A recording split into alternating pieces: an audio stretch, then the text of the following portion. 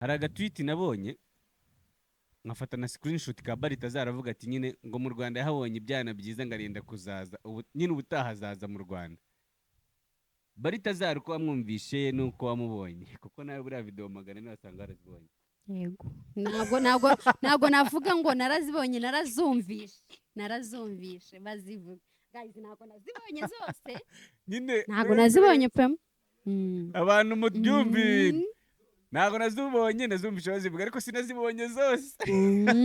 Ntabwo nazibonye zose. Balthazar aje mu Rwanda. Kuko bibaye ngombwa kazi. Wowe na Balthazar hari ibihe mwumva mwagirana ugize ayo mahirwe yo kuba mwahuza.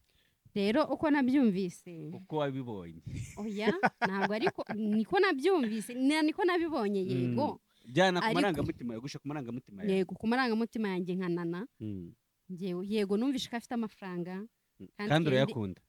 nta muntu wanga amafaranga nta n'uwo washaka ngo ubone ariko bitera uburyo namwumvise yuko afite amafaranga kandi akaba akora akazi kose kuko urumva ntago wakora abantu 400 utabibasha. Ntabwo afata video